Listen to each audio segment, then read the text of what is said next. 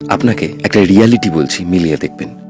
আপনি একজন মানুষের কাছে কতক্ষণ গুরুত্বপূর্ণ, ঠিক ততক্ষণই যতক্ষণ আপনি তার কাছে সহজলভ্য নন, অথবা আপনার দ্বারা তার একটা বড় কোনো কাজ, কোনো স্বার্থ সিদ্ধি হচ্ছে, অথবা আপনি তার কাছে একদম নতুন। যত বড় হয়েছেন, যত রিয়ালিটিকে বুঝেছেন, তত বুঝতে পেরেছেন যে আসলেই আপনার গুরুত্ব ধীরে ধীরে করে কমে আসে। যখন মানুষের কাজ হয়ে যায়, কাজের সময় কাজই, কাজ ফুরোলে জানেন, তারপর আপনি সেটা হয়ে যান, বাজি হয়ে যান। আপনার দ্বারা সেরকম বিশেষ খুব একটা লাভ হবে না, ধীরে ধীরে করে আপনার গুরুত্ব কমে গেছে।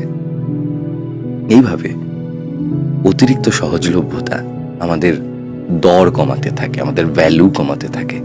সো নিজেকে কারোর সামনে এমন ভাবে বিলিয়ে দেবেন না যেখানে গিয়ে কালকের দিনে দাঁড়িয়ে আপনার গুরুত্ব কমতে থাকে। নিজের জায়গা, নিজের বাউন্ডারি সবসময় নিজের কাছে স্থির রাখবেন।